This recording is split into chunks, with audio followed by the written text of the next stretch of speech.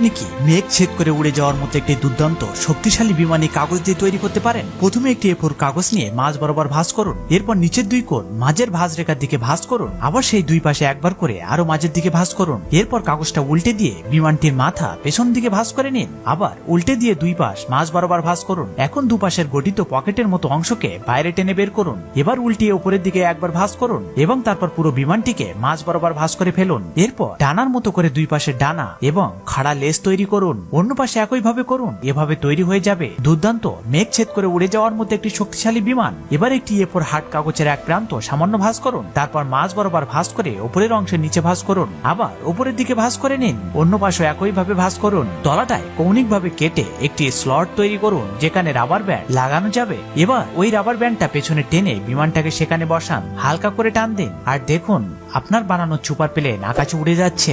এখন কিছু like subscribe পাওয়া যাবে কি?